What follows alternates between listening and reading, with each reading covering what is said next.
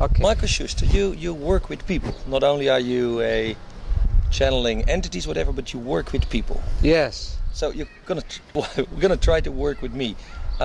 Just start with saying what is the general framework? Well, the general framework I do is I help to clarify people's focus in their life, to get to their priorities, and to cut through the distractions created by emotional roller coasters. And I get people into a sense of channeling their soul blueprint. The soul blueprint is the idea of, before you're born, you chose your parents. You have to agree to an agenda before you come to the earth. And so I get in touch with your personal agenda. And it has to do with channeling your chakras. Your chakras reveal, your chakras are energy centers within your body. In the country of India, the system of Ayurvedic medicine deals with chakras on a consistent basis. Mm-hmm. And so I deal with your chakras to reveal past lives, future possibilities, emotional challenges and emotional blocks. Let's try to make this clear. You say the energy patterns in the chakra define who you are. At this time, but it changes. Yes, that's true. The chakras are energy centers that define your perception of life, your worldview. It defines your strengths, your challenges, where you're heading and where you're coming from. It explores all of those pathways.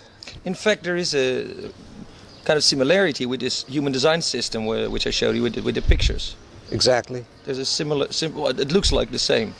It's the same, it's just a different tool, that's all. And now you said before that one of the purposes of life is to, from what we know consciously, mm-hmm. to go to the subconscious and kind of merge the two. Exactly, because the subconscious stores fears and issues we don't want to deal with at the time, and to bring out those fears, embrace those fears, that is the Antichrist. And as we merge with the Antichrist, we bring out the Christ. So, in other words, you have, like, my name is Luc, and I have a dark side, it's called Lucifer. I have to look in the dark side of myself. You don't have to look at it as dark, but the shadow side, the resistance side, the side that is creating games. To understand your own games is to embrace the dark side. Same thing. Everybody plays games. I played games with years, thinking I had to accommodate women in my life. Where I decided to accommodate myself, I could accommodate women better. But that was my game. Everybody has their games. It's a sense of the life challenge I call games. It's all the same. It's how you want to look at life. But I look at it as a dark side, the shadow side, the side that's not clear. If we embrace all of ourselves, the whole idea of life is to know ourselves, so we love ourselves. Then we can understand what God is all about. Because until we know ourselves, we don't understand God. We're projecting images onto God. We're personifying God. It's not a personification, it's a process. Do you think God is like the thing that's everywhere and pervades everything, or is it more like a specific... It's all that is, and it's evolving as we evolve. It's an evolving process. Therefore, the Western definition of God as a finished product, a male image and God looking down upon us and judging us, I don't buy into that regime. I believe God is in all things. It's more of the Hindu model. Mm-hmm. It's the triad of Brahma, Vishnu, and Shiva, or it's the Buddha. It's the middle path. It's being in the present moment. It's being detached. It's the fullness without, the fullness within. It's all things. It's everywhere. It's our conscious, our subconscious. It's death and life. It's the process of life. That is God to me.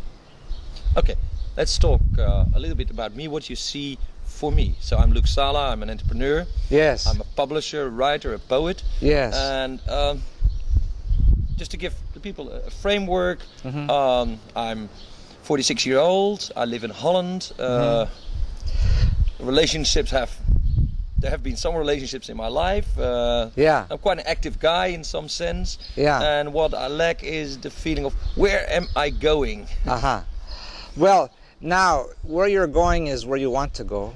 But in other terms, you're going where your soul wants you to go. And to integrate those two is to expand the ego. So if I look at Luc Sala, I can see that you have a very angelic perspective. You came here with a vision. The vision was you are very close to what you perceive as God, the goddess, whatever you want to call that. You feel it very strongly in your heart. You've had different times of acceleration in your life. You have an ease of dealing with people, with businesses, moving in and out of businesses, publishing business, communication business, Mystere 2000, whatever business you get into, you can make it flourish if you choose to. But then you would have a tendency to plant the seeds of the grass when the grass grows. You don't want to cut the grass, you want to move to other fertile ground. And do things and move on. And move on. Right, that's what I'm seeing in your energy. And so they would give you a tendency to be in many different places at once with many different hats. That's how I'm seeing your energy. Your challenge is to, as I would say it, make a commitment and make a decision. And through that commitment, you can feel, this can be in a relationship, it can be with a business, it can be with anything, into completion. And completion will bring you into an expansion to realize you can be who you always have been, but you can also recognize what it means to make a commitment and go into completion. That's true in your business life, in your relationship life. I see that. When you say a commitment, you mean a commitment to a specific thing? A commitment to a sense of completion. I want to know everything I can about this situation. I want to know about this relationship. I want to carry it into completion. I want to understand what it means to make a commitment, whether it's to a business or relationship. I think you're toying with that idea, I'm thinking. But not only is that a challenge, it's also your genius. Because you can make you can be in many different playgrounds at once. You do it all very successfully. But I'm sensing that the challenge is to take one playground into its completion, if that makes any sense to you. That's what I'm feeling is... Well, the pattern I see in my life is that I kind of try to escape getting into a stale... rigid situation. Exactly. But if you embrace the staleness and the rigidity of the situation you don't like, look within yourself to understand what it is about the situation. How do I feel trapped in this situation? And play with that a little bit longer, and then evolve into the bigger picture of why you're moving around. And that brings you into a new category of completion. If that makes any sense to you. It's a very personal thing. I can't explain this to the audience here because you have to know what I'm talking about in your way. This is what I'm getting in the bigger picture. Is this what you see or what you feel? I feel this in your aura. I can feel your aura. I can feel your motivation in life. You have a very, very dynamic personality. You're very charming. People love you. I love you. I'm not going to kiss you now, but I love you. And so, in this capacity, I say that many people love you. You love many people. You're very good with people. You're very good with business concepts. Businesses come to you easily. In fact, so easily that you start them, you stop them, you start new ones, you stop them. It's just like relationships can be. You can look at businesses as a mirror of your relationships, or relationships as a mirror of your businesses, because they go hand in hand in our lives. And so... Yeah, but it's like, that's maybe one way to look at it. The way I look at it, I've been in the publishing business for now 15 years. Yeah. That's like my umbrella. Okay. I'm a media person, and under that umbrella I've developed various kind of trade shows, magazines, CD-ROMs. We're now doing television, but in fact it all falls under the general idea that I try to feel what's out there, what people. Yes. I have a very funny thing. Sometimes I can feel the mood of the city. Yes. I can feel the mood of the things, like when Ajax or whatever. Most people can do that. And when there's a football match, it's not only the sounds, but there's something exciting in the city. Okay, now as in your business life, as your media business or your publishing business is the umbrella, your marriage, your family is your umbrella, and all the other relationships are peripheral. That's the mirror. And so, if you can make if you can recognize that it's okay, there's no judgment here. Everything is perfectly all right. There's no right or wrong. It's simply a matter of understanding the games we're playing in life. And that's my job. I help people to understand how they establish their soul blueprint, how they establish their life priorities. And I give people the bigger picture when I work with people. Now, one of the things you do, you tell them, you elucidate, you kind of give an idea of where some of their memories, where some of their emotions come from, like from past lives. Yes. And I help people clarify emotions are not the same thing as feelings. Because emotions come from childhood. It's how we learn how to cope with our parents' influences. We play out our emotions over and over again on a turntable that goes round and round. We don't cut through to our feelings unless we really get to understand ourselves in a completing of a scenario. If we complete a relationship, I was married for 10 years as an example, using my life as an example. I thought I was going to get married and walk into a rainbow and that would be perfect. But the rainbow never came in my life. The marriage was never perfect, but I always thought it would become perfect. So I explored all kinds of psychological games, and it was crazy. It was fighting, it was screaming, it was name calling. It was very juvenile. I was bringing out the worst in my wife. She was bringing out the worst in me. But when I got into that marriage, I did not know how to communicate, because I grew up in a family that didn't communicate. She grew up in a family that communicated so much. Her parents took care of all of her needs. So she wanted me to take care of her needs. I was very independent, but I couldn't communicate. That was the battle we began. So after 10 years, I learned how to communicate. She learned how to take care of her own needs, and I left the marriage because it was perfect. But I carried it into... So that's how we can see relationships also with people. It's like two ships that pass for a purpose, and then they learn from each other, and then sometimes... Relationships are the mirror that teach us about ourselves. If we're alert to the relationships, regardless of how difficult they may be, they are a perfect mirror that teach us what we want to learn about life. It can be commitment, it can be communication, it can be male-female issues, it can be stubbornness, it can be polarities of male and female. It can be any issue that deals with human emotion. And emotions, once again, are the turntable effect of life. To cut through to the feelings is very simple. Feelings are based upon love. Feelings are based upon fear and resistance to love.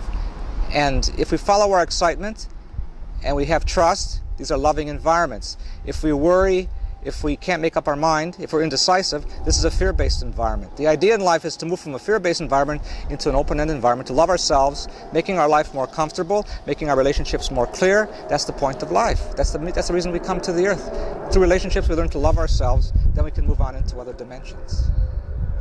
Now, one of the funny things I experience in life is that sometimes, you see, I have a very busy life, and the phone is really doing it. I try not to have an agenda, but it happens, you know. Now, I notice that when I decide to travel, or I have to travel for work, I get on the plane, it's like I leave this all behind. Okay. I put on a new suit, I get on the plane, and I'm free. I want to try to, to finish whatever I have to do. I go on.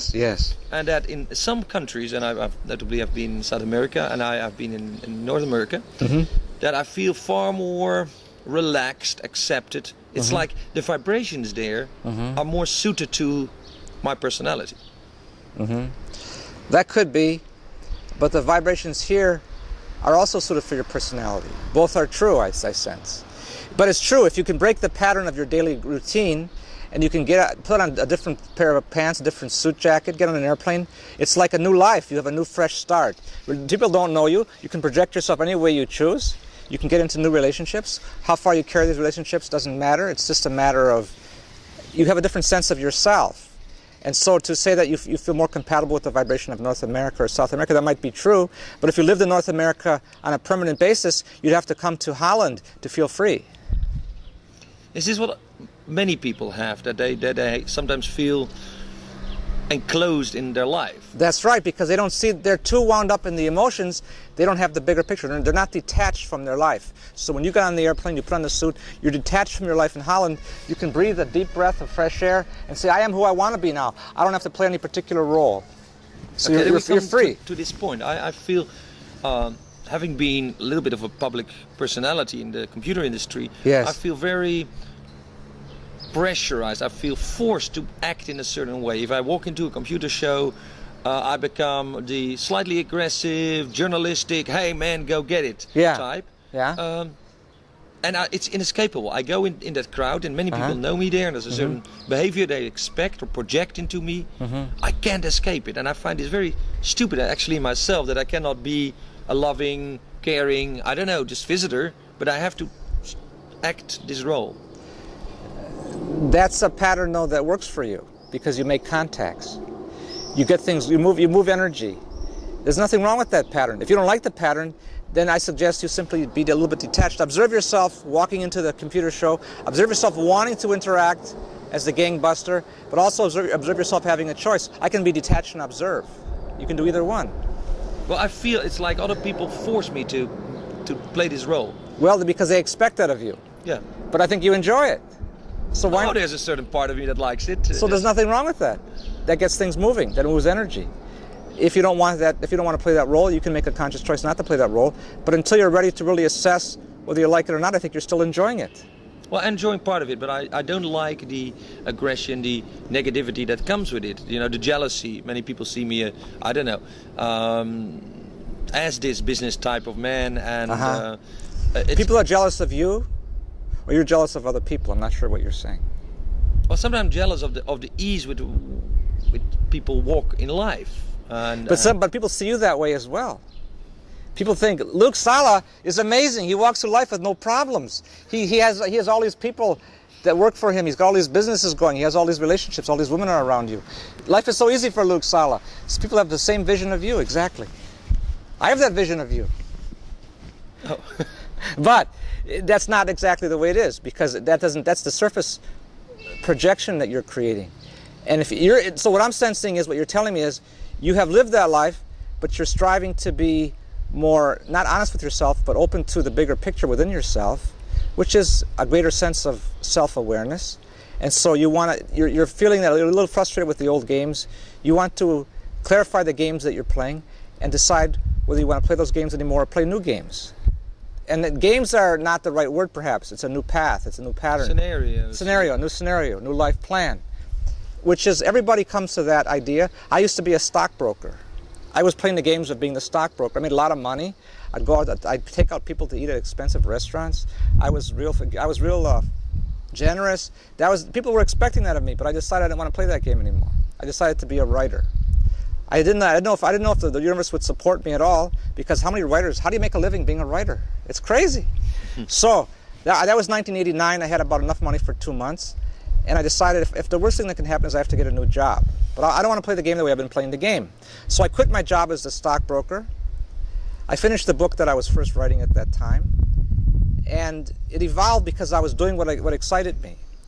The difficulty people have is they're afraid to follow their excitement, or they're not sure in the moment what excites them, so they have to fish around a little bit to understand what excites. Everybody has certain levels of excitement. To me, writing books is exciting, working with people is exciting, helping people clarify their life is exciting, because I've clarified my life, I can help other people clarify their life. It just follows. That's the way life works. We become an example for others. That's the Christ principle. So your Christ principle is, you're a very generous individual, you're very dynamic. So when you walk into this computer show, to be dynamic is your Christ itself. There's nothing wrong with that. But you want to have a different viewpoint of the Christ itself. Now you might not want to play that game. You're still the Christ no matter what, because that's who you are. Well, what I really see is that there is in people a fear. It's a fear of maybe power. It's a fear of understanding. It's a fear of change. It's a fear of the unknown. It's a fear of power. It's a fear of powerlessness. These are the basic fears that humans face. And so more people perhaps are afraid of the light than they are afraid of darkness, because the fear of the light gives them great responsibility. They don't want those responsibilities. That's a big fear with people. Another big fear is the fear of the unknown, or the fear of losing self, losing ego. In this time on the earth, ego must expand. I've had many extraterrestrial experiences. I'm bringing this in. When you say extraterrestrial, you mean you were in contact, actually seeing or feeling? They came into my bedroom, I touched them, they touched me, I saw them. And when I dialogued with them telepathically, they had a very different ego orientation. They were the whole group. They had a group consciousness. They were terrified of their individuality. They were androgynous. They were male and female. They knew they were part of the whole group. They were connected to their whole society through the heart, or to the mind. Anyway, Would you say they had less ego? They had very, very, very much less ego, but it was group ego. It was not individual ego. We, on the other hand, are so individually egotistical, we're afraid to give up our ego to merge with the group. They're so comfortable with the group, they're terrified of becoming the individual because they fear they'd be abandoned by God. They wouldn't know of their divinity. So they came into my bedroom to tell me, we're coming to merge. That extraterrestrial society is coming to merge with us. They are the abductors. They're the ones that are getting a lot of press these days, as the ones sticking needles in our noses, getting women pregnant, taking the fetus out. All kinds of stories and conspiracies are circling around these theories of extraterrestrials. But are they true? Not really. What's the truth is, we are extraterrestrial and we are terrestrial. We're both. To recognize we are our conscious, we are our subconscious. We're dead and we're alive. We're male and we're female. We are terrestrial, and extraterrestrial is the realm of the soul. That's the future of human evolution. To realize nothing is outside of ourselves. We can never be victimized. And I told them to leave my bedroom. They said no. I said yes. They said no. I said yes. I said, what gives you the right to be here? Because I was terrified. And they said to me, you humans are a funny species. I said, how so? They said, you make agreements, you forget your agreements, you automatically assume you're being victimized. If you can remember your agreements, you cannot be victimized. They challenged me to remember the agreement. So and that's what you have done. Now, when I hear you, it sounds like maybe in the past, a long time in the past, some tribal communities had more of this sense of community and less of individuality. Yes, absolutely. Absolutely. Is that because they were closer to the extraterrestrial world. You're talking about past scenarios on the Earth? Yes, tribes that maybe today live indigenous tribes, like the Aborigines in Australia, yeah. The indigenous tribal cultures of South America, even the American Indians in North America, even the Gypsies in Europe. It doesn't matter where every continent. In Africa, the indigenous tribes. In Europe, the Gypsies.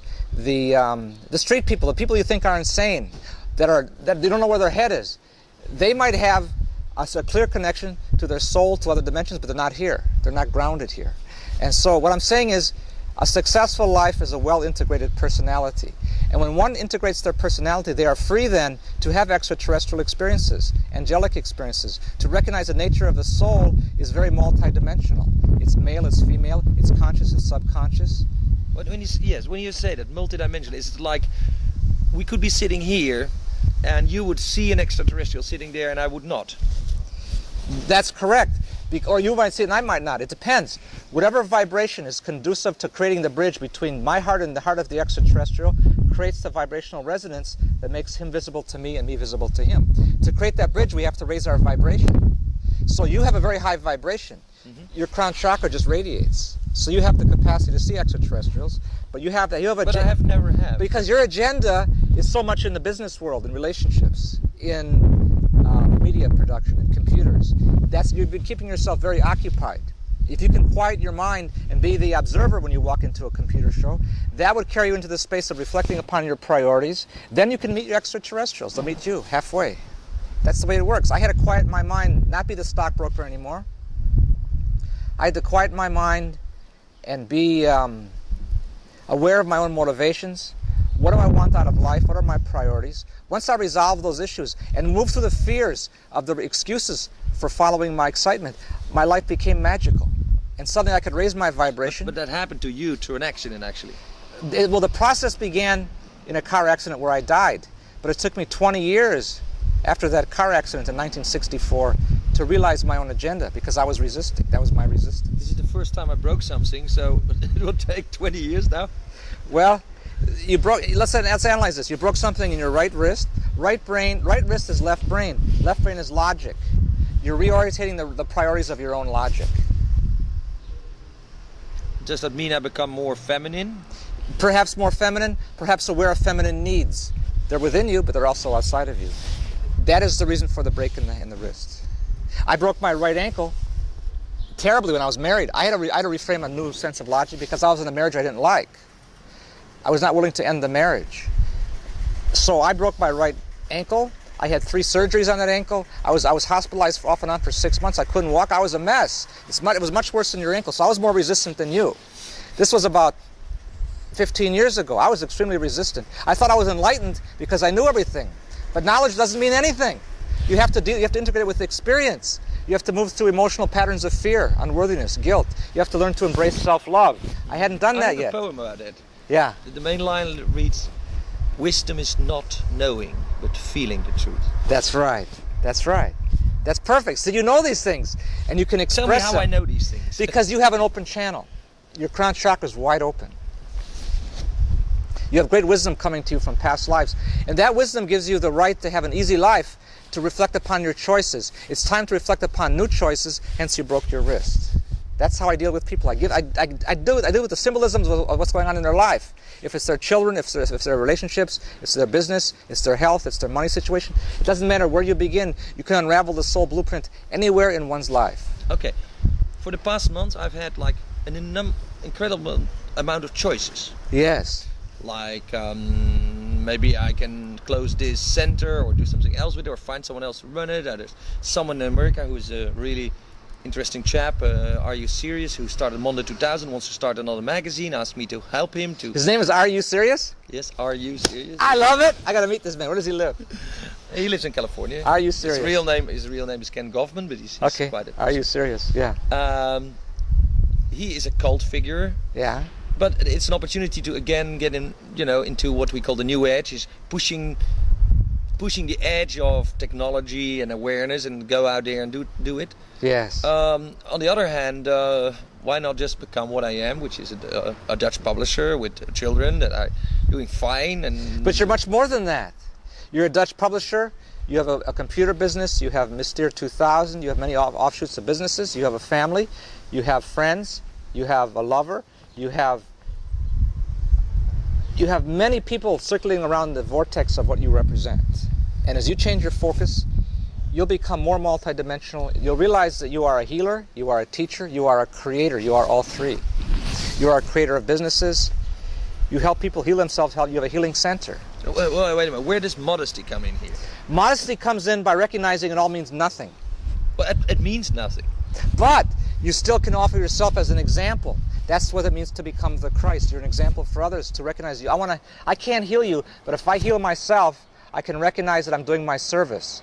By continuously healing myself, expanding my feelings, not being afraid of my feelings. Yeah? Yeah, but like for me, one of the reasons I make television is because I would like to show to the world that, like street people we were talking about, that they have incredible wisdom. Yes. That, as I see it, a beggar in the street might have this sole purpose every day to meet one person. This is maybe a romantic idea. That I think it's true. That he every day has a chance to meet someone, to look someone in the eyes, get some money maybe, but thereby allowing this person to connect. When I quit my job as a stockbroker, my greatest fear in life was I would become a street person. So when I see a street person, I thank him for playing out the role I could have played, but I chose not to play it. I still have that fear within myself that I'll run out of money. Trusting my life process, trusting my abundance is still my issue to a degree. So the street person mirrors that to me. You know, St. Francis in Assisi, he started all these monasteries and stuff like that, but his order in Italy in those days was that he sent out people to beg every day. He said, we will have no money, you have to beg for it. Yeah. And I like that concept, where you really make yourself dependent on the world. And I don't think, actually, I think it's a pretty interesting life. Yes. If you can afford in yourself the security that to go out on the street and have no money and live from whatever God or the people or whatever the universe gives you. Yes. I like that. I think that's it's divine. Yeah, it's divine. It's a divine path. And we, as say regular citizens, should look at those people more with a envy them and say, hey, these people are really gotten rid of materialistic impulses. You know, they might have a little bit of hardship. Yes. On the other hand, they have an opportunity to meet people. If you're at your last piece of bread and you need food, the person who gives you the next, you have to be interdependent with the world around you. Yes. And realize we're all the same, but what separates people is the power and force of imagination, and that's where you stand out. You have an expansive imagination, and you believe it, you trust it, you live your imagination. But it's not mine. It is yours, and it's not yours. It's both, because you play with it. Now, to go out and to realize it's all nothing, to be a beggar and go out and like St. Francis said, you must beg for your next piece of bread. That creates the sense of I am humble. You asked about humbleness. That would create humbleness. Realize the nothingness of all that you have. It's something because you enjoy it. It employs people. It's dynamic, but it's also nothingness. It's both. That's the humbleness in life. If you lost it all, would you care? If I lost, no. Well, the funny thing is that one of the things I've learned is that you can have anything you want if you're willing to give it. Right. If you give respect, you get respect. If you give love, you get love. And this is the funny thing: if you give money, you get money. That's right. So the secret, if people ask me how do I get rich, I said, well, man, start giving it away. Not because you want to be rich, but because it's the only thing you can do with it. That's right. Because if you hoard it, you believe in shortage. The vibration of shortage creates more shortage. The vibration of freedom, giving it away, creates more abundance. It's that simple. You know that truth. It's inbred within your consciousness. You learn that in other lifetimes. You brought that into this lifetime as Luke. You can share that teaching. That's how you're a teacher for others. Okay. Let me ask you something. You walked around in this city. Yes. And this city has a few problems. Parking spaces is one, but that is universal. Yes. But another problem that this city has is that we have many people, we call them allochtoon, but people that come from Turkey, and they have all kinds of societies. Yes. How in the next 10 years in the city can we do something about integrating them? Or do we not need to integrate them maybe? Well, that's an interesting question. Germany is even facing a more difficult situation than that. Since East Germany and West Germany unified, there are many what they call aliens in their country.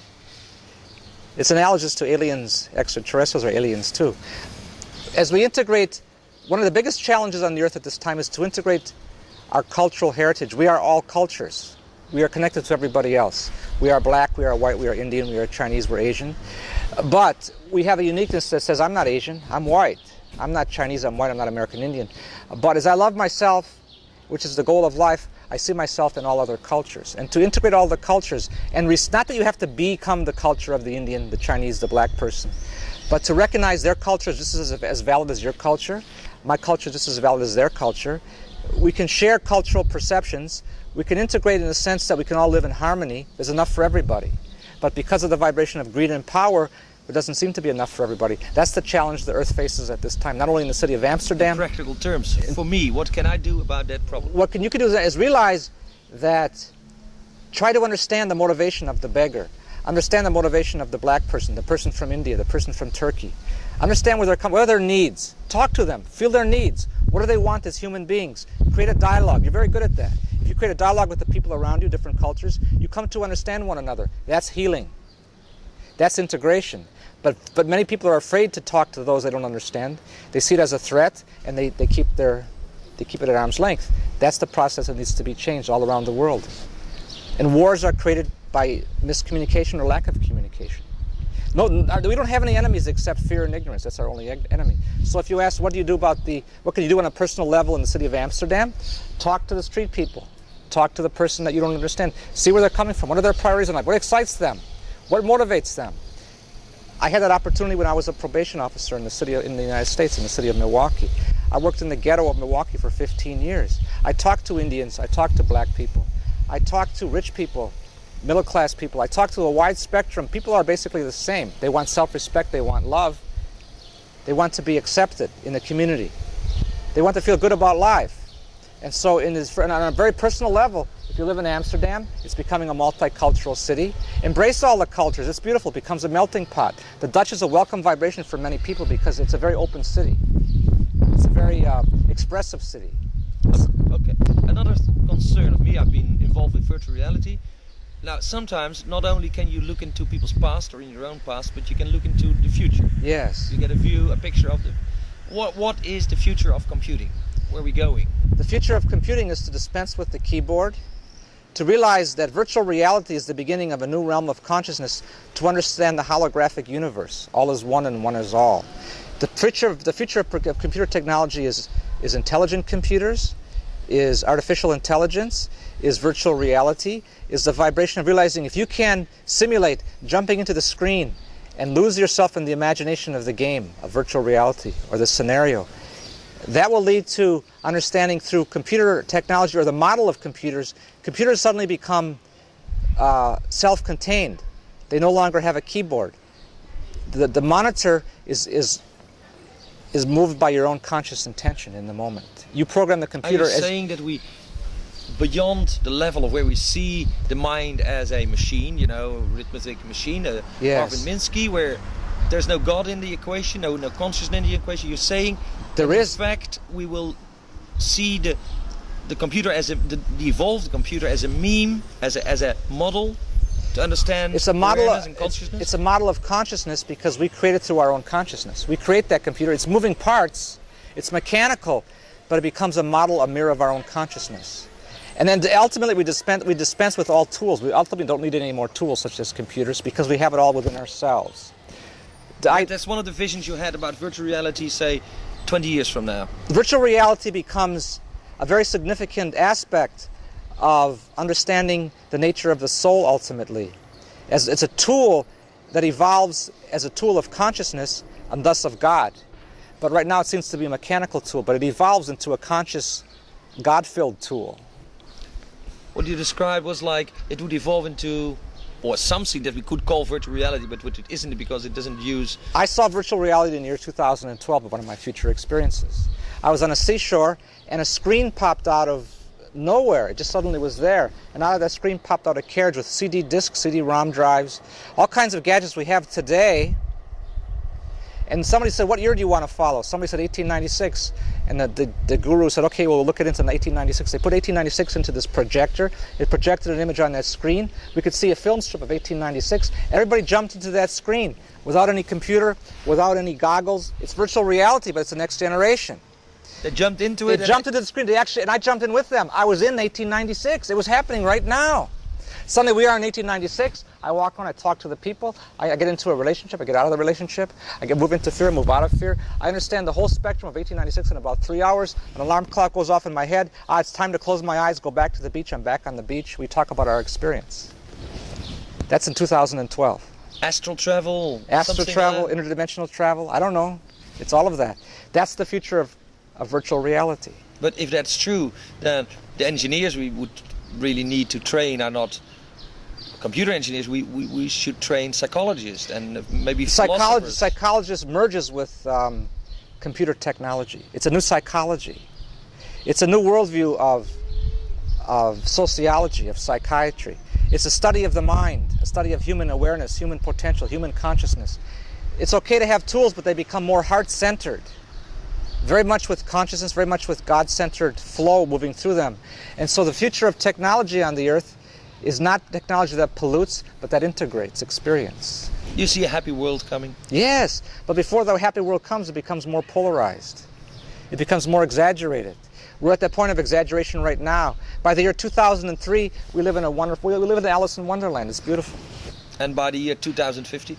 2050, the calendar doesn't even exist at that time. Time itself is a different commodity. It's not linear. We create time consciously. We expand time or we contract time. We're in no time. We're in the present moment by 2050. But by the year 2012, we will not recognize 1996.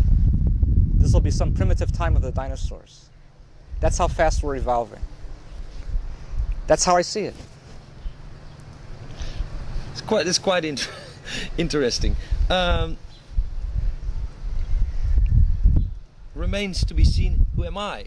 I don't particularly buy into reincarnation, but you've said I've lived many lives. Yes. And you've pointed out like my poetry. Yes. Which I'm who am I? Am I a poet? No, I'm a businessman, but for some reason... Your poetry has changed. Your poetry is now businesses, relationships, going to computer shows, having Miss Air 2000. That's your poetry. It's all poetry now. It's a different form of poetry. You're still the poet. You're still the mystic. But I still have these poems that I came to my mind and I wrote down over the years. And you pointed out that they came from different lifetimes. Yes. You're still literally a poet because your poetry is brilliant. I've seen your poetry. It's brilliant. You speak from the soul. Literally. Yeah, but I feel that has been given to me. And you say it is really something you had in another lifetime. It's given to you because you already have it. You're expressing what's already within you. You can't credit anybody else. It's just Luke. It's Luke's poetry. It's nobody else's poetry. But if that's true, like, why are people so concerned with history and writing things down? They want to hold on to the past because they're afraid of the present. Isn't there a danger that today we are putting all the world's knowledge, not wisdom, into big computer banks, and we call it the World Wide Web, and we made it accessible to everything, and we put, in effect, we put our heart, knowledge from here into a computer. The World Wide Web is keeping it in the present moment. It's all happening right now. Just turn on your computer. It's right now. But is that a positive thing? I think it's positive because in the future, not only will we have the past, we'll have the future in the computers. Future probabilities, past probabilities. From the present moment, the past is recreated and so is the future. We change the past, we change the future from the present. All that exists is the present. So the World Wide Web is creating a more expanded present. So it's very useful.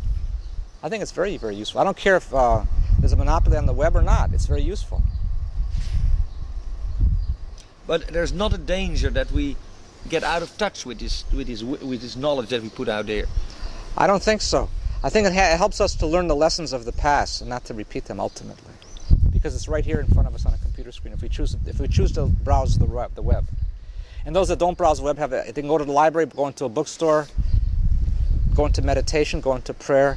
Everybody has their tools. They're all equal. They all lead to the same path. The path is self-awareness. Self-awareness leads to self-love. Self-love conversely leads to greater self-awareness. It creates a cycle of why we come to the earth. That's the reason for being here. Well, I learned a little bit about why I'm here. Okay. Marcus Schuster, about why we are here. That may be new to you, some may not be new to you. But I have had a death experience where I died for a while. And I came back into my body ultimately to remember that I came back as a different soul. I'm not the same soul I was born in this body. And in that context, I have unraveled in a slow process an awareness of the reason I came back to the earth at age 19.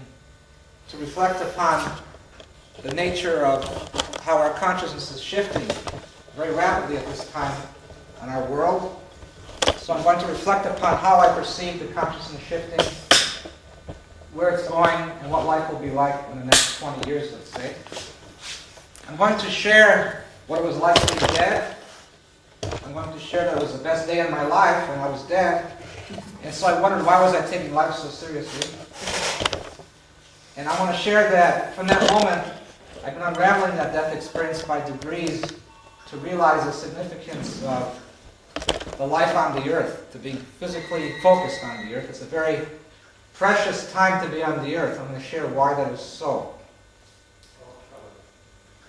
I'm going to talk about how I came into my body having out-of-body experiences, altered states of consciousness, and I had to learn to tame them because they were very frightening. And ultimately I learned how to meditate and concentrate and relax and move into a vibration of self-hypnosis where I could bring about these altered states in my own terms. And I slowly realized I could merge my consciousness with flowers and trees. I could go back in time and forward in time. I learned I was talking to dead people. I realized extraterrestrials were in my vision and they started coming into my bedroom. And then angels came into my life and they come and go. And in the vibration of angels and extraterrestrials, and in the middle of all this I began to channel. And through my channeling and reading a lot of other channeled material, I'm going to bring you a synthesis of my own channelings, how I've read other channeled material, my own death experience, what I've learned from my extraterrestrial experiences, from my angelic experiences, and what I've learned from the simple merging with a flower or a tree or a rock, which is a remarkable experience because the rock or the flower or the tree does not have individuality, does not have an ego. And the future of Earth embodies the idea of expanding our ego very simply to the recognition that we are all interconnected, we are all one, and it's only the ego that separates us. I think it was Sai Baba that said God equals human minus ego. But it doesn't make the ego the enemy.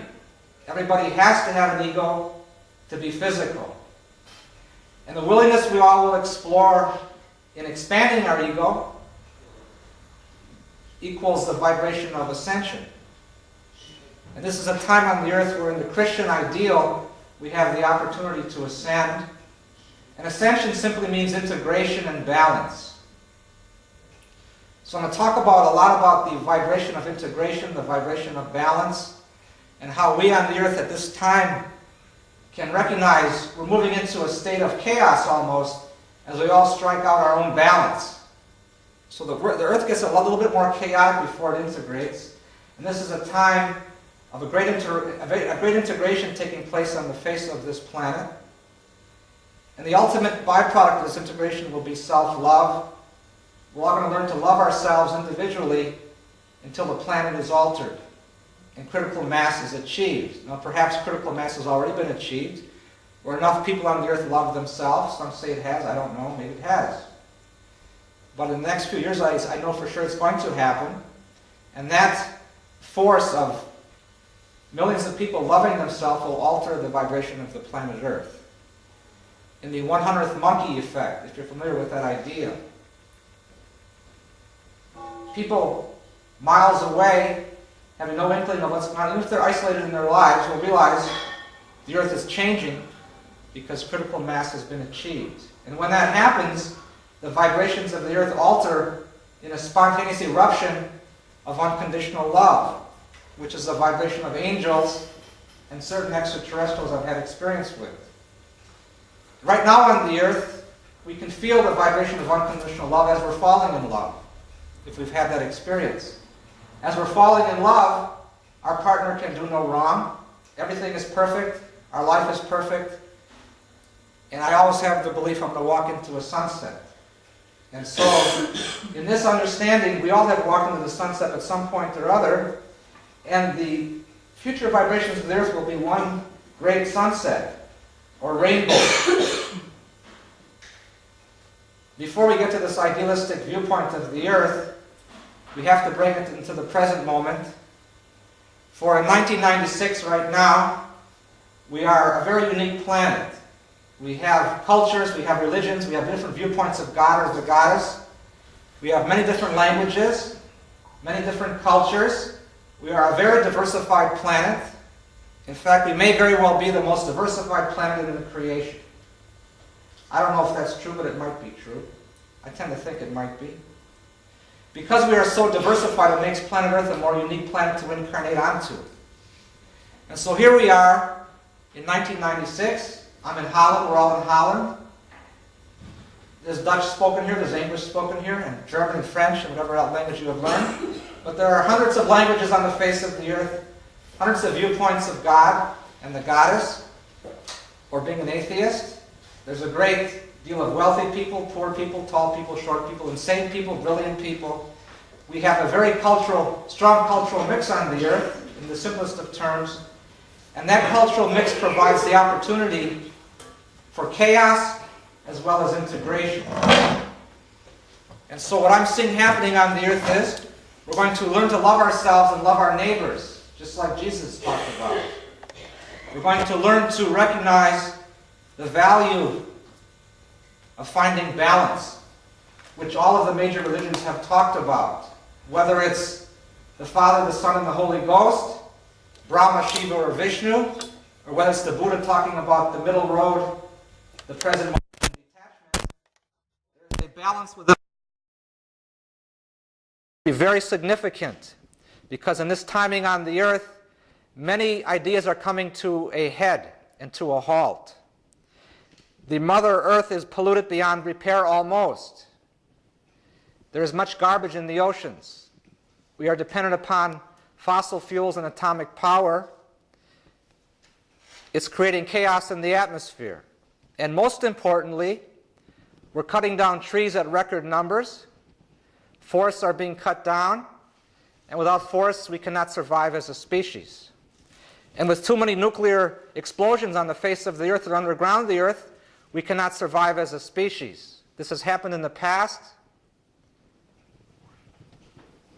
Well, I will share certain information received from extraterrestrials. I'll tell you all about this as I proceed, but I've recognized that nuclear power becomes a capability on many worlds. And on most worlds, when nuclear power becomes a capability, the question is, has our spirituality become equal to the power of nuclear force? Or solar power can be used in a positive way or a negative way. If solar power is harnessed, if the sun power is harnessed, it's possible to use crystals to exaggerate that solar power, to navigate missiles and create great destruction. These games have been played on many civilizations, including Atlantis, in our most recent reincarnational journey in the past. Or is it in the present? It's probably here right now, but I'm going to talk in linear terms. And so, we are in a nuclear age. We are in the age of great comforts. Unfortunately, the earth is suffocating because of our comforts. We all have automobiles. We hop in our car, we turn on the engine. The exhaust lingers in the atmosphere. We cut down too many trees for paper, for firewood, or simply for the sport of cutting down trees. And we forget that trees create oxygen. We need trees to breathe. We are part of the earth. How long can we hold our breath before we remember we are part of the earth? And so too many nuclear explosions distracts and disrupts the time force, the time-space orientation of our environment. And nuclear explosions, whether they're underground or on top of the surface, create a warp or a vacuum where photosynthesis no longer works in the same capacity. So our scientific community is not aware of the toys we're playing with. But a great spiritual community is awakening. And by a great spiritual community doesn't mean people who pray or meditate.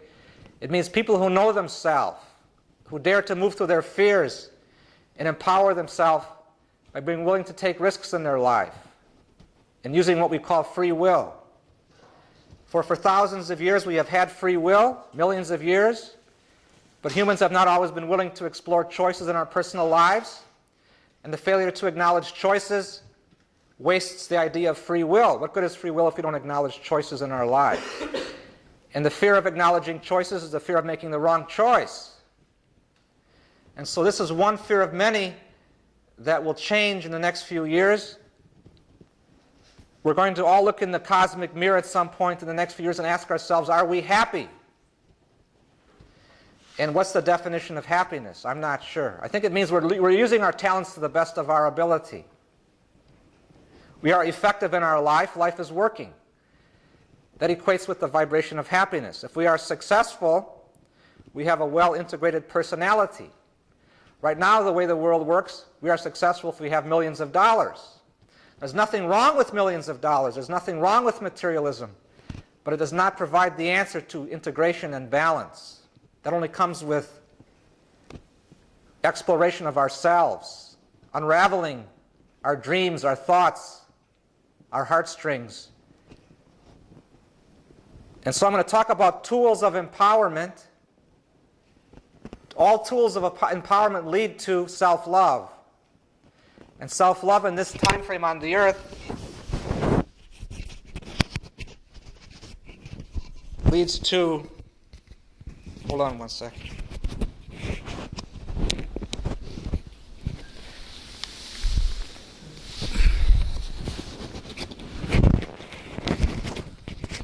This doesn't work.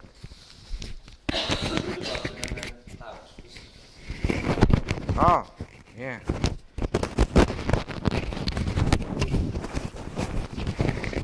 I got it. Okay, so now, as we learn to love ourselves, the simple truth, in my opinion, is, and I've worked with these ideas, I'm going to share with you tools that have worked for me, and I know if they work for me, they work for everybody, because we're all the same. And I came to realize we're all the same when I was dead. When I was dead, I moved through a tunnel, and I gravitated toward the light. And as I merged with the light, I merged with my soul. As I merged with my soul, I knew I was complete. In that moment, I was one with my soul. And as I was one with my soul, I was one with all souls. And I knew that there was a vibrational presence in that moment, a vibrational sweep that carried me into the simplicity that all is one and one is all. We live in a holographic universe.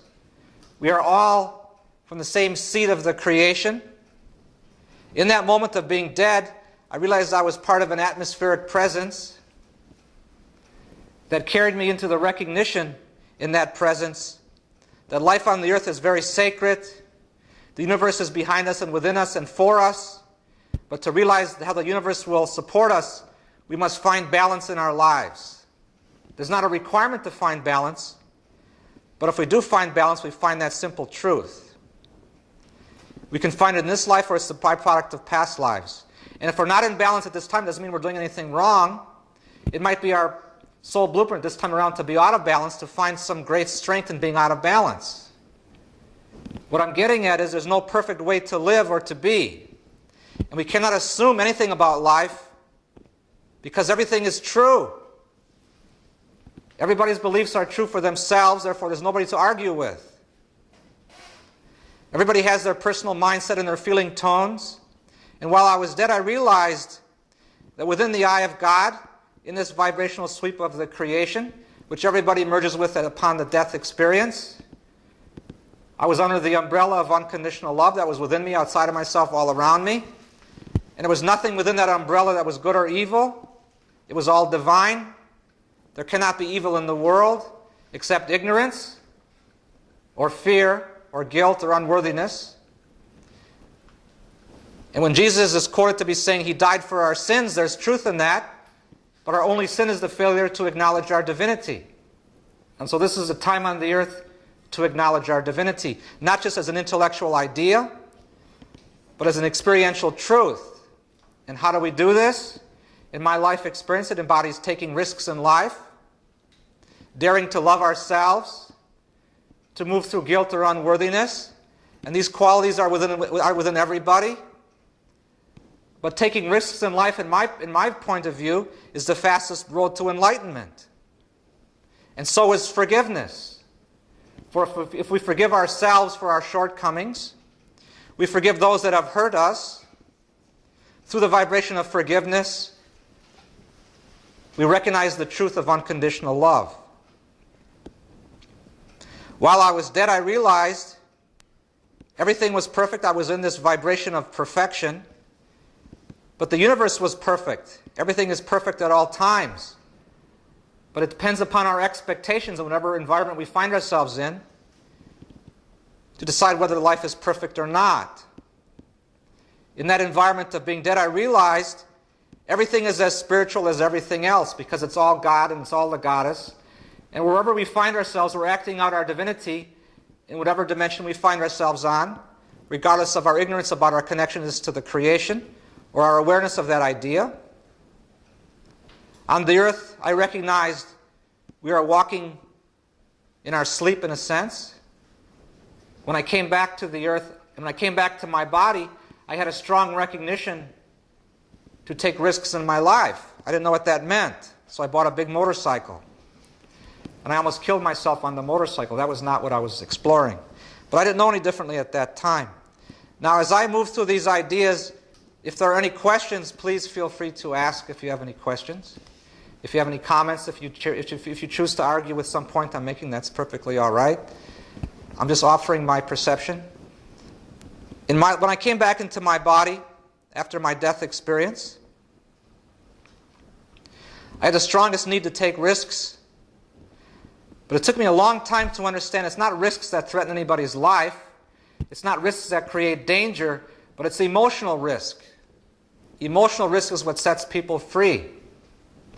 And so I learned that very practically in my own life. It took me a long time to understand that simplicity. But ultimately I learned that if you get into a relationship you don't like it, get out of the relationship if it doesn't suit you. If you're in a job you don't like, why are you in the job? Why do you maintain your focus in that job? If you are having money problems, why are you having money problems? If you're having health problems, to ask why you're having health problems creates an idea. We're blocking energy somewhere in our worldview. We're not letting ideas out or ideas in. We need to build a wall or tear down a wall. We need to clarify our boundaries. Something is not working because we're not allowing ourselves to be as spontaneous as we could be.